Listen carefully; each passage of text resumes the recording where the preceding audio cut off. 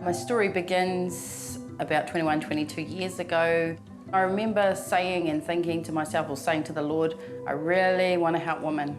I didn't know why, but that was just the passion of my heart at that time.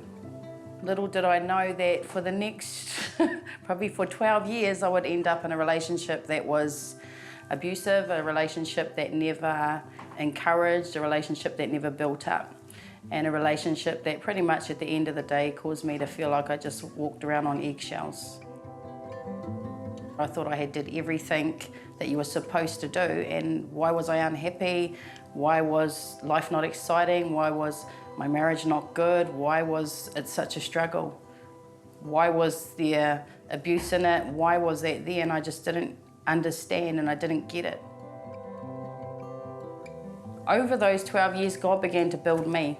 He actually began to build me on the inside. Even though I was going through all these things, I didn't understand what I was going through, but you know, God just started to rebuild me on the inside. He began to give my worth back. He began to take away insecurity. He began to just build me on the inside to the point where I got stronger enough to say, this is not acceptable, this is not what I want, and I choose to no longer have this marriage.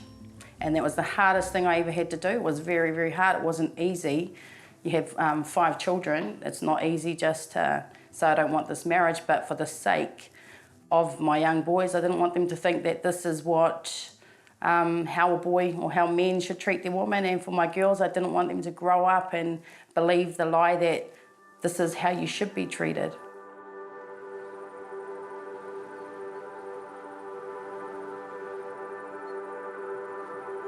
Growing up as a kid was fun because we had a father that liked to spend a bit of time in jail, you know, on holidays, as my mother used to put it, on the government, and she was largely our mum and our dad. When Dad did come back out of jail, he always made up for it by spending a lot of time in the bush, and I guess that's where I get my passion for the bush from. I think sometimes the hardest part of my life, and it's a strange one because it's one that I've had to pray through with God, and it's a feeling of abandonment. I mean, I've had addiction in my life, I've had other struggles in my life that I've gotten through, but abandonment was something that was pretty sort of, it was there, and I never really understood why it was there. When my parents dropped me off at college and I saw the tail lights of the car leaving, and I'm now left at a boarding school with 260 odd boys that I've never known before, was quite a strange feeling, and I think it affected me in a way that I felt abandoned.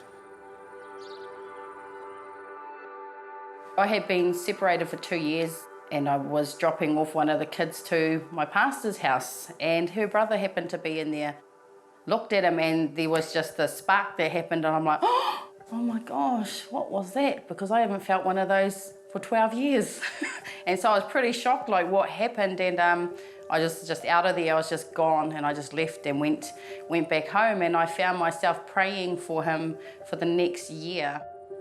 I left college and remember seeing my friends being quite already in relationships with women and even having kids, and so I told God at that stage that yeah, if I was going to have a wife, then I was going to put it in his hands, but I was now going to go and live in the world, and got to a place where to make a living really, there wasn't a lot of jobs around at the time, so I started to get into the marijuana in a big way, and it became a way of life for me.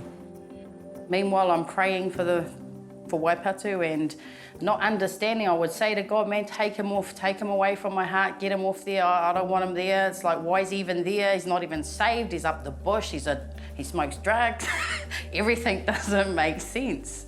And yet I still found myself praying for him, bumping into him in the weirdest of places, and then the heart flutters all over again, and I just didn't understand what was going on, but I just prayed it through. I just continued to give it back to God and say, if you do this, because I can't do this. I don't know what this is about, and you're going to have to make a decision, because I've made some really bad ones in my past.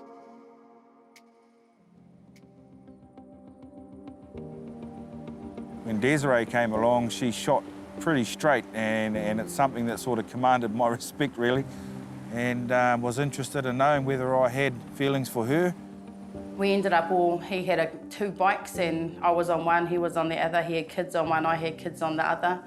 And we were driving up a hill, we'd gone for a ride, and one of the bikes broke down. It was my one.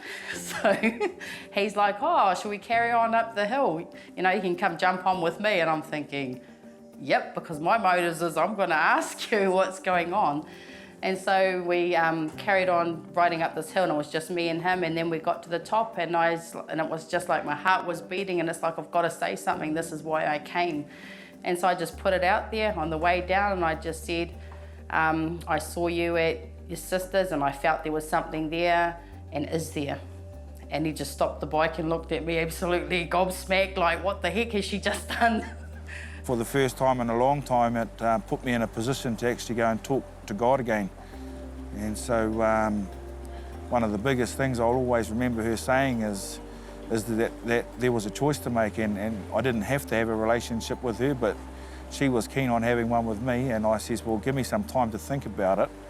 And in that time, I finally went back to the Lord, and God sort of whispered in my ear. He says, well, you sort of put it in my hands, and you said that one day, if ever you were to have a wife, then you were going to leave it up to me, and I've brought this Christian girl along to you because she needs some backup. We've been married now for 8 years. We spent 4 of our first years up in Waipatu because he had to adjust to all the kids, and I had to allow the Lord to heal some other broken places in my heart. Married her with 5 children. She's given me 3 awesome children, and together we're raising those kids. We pretty much just would drive into church, support church every Sunday, serve wherever we could. At first he wasn't coming, but then I think he got really nosy and wanted to check it all out and see what was happening. So he came in and never left. I remember telling a girl and saying, one of my close friends, and said to her, I really feel like God's calling me to pastor. And this is before I even moved to Wairoa. I had a dream 2 nights in a row, and it was about feeding God's sheep. Not long after that, the church was released, and my husband and I began to take care of it. We were 6 people when we first started, and God has just done amazing things. One thing that I do know is that it's not about religion. It's everything about relationship, and yeah, we continue to help people to have that relationship with God, and that means that my relationship continues to grow as well. Watching families being restored, watching young families whose desire is to be happy, but they don't know how. And so seeing them starting to make changes, seeing them starting to respect one another, seeing them starting to look after what's important and letting go of those things that aren't important. Being strong is, for me, sometimes having to be the one to take the first hit. Sometimes it's the one that has to be stood on because somebody's got to get to the top of that tree to get that fruit, so stand on my shoulder and you'll get that fruit. And that's what, you know, being strong means to me. I love to see husbands and wives or partners just releasing one another to live and fly, really fly, both of them, not just one, but both releasing one another. And that's a blessing. And it's something we just encourage people, that it's neither one, it's always release her to do all she's called to be and release him to be all he's called to be. Because then you have strong family as well. Hi, I'm Paul de Jong, and thanks for watching LIFETV. We're posting new stories and episodes regularly, so make sure you like, comment and subscribe. Stay up to date.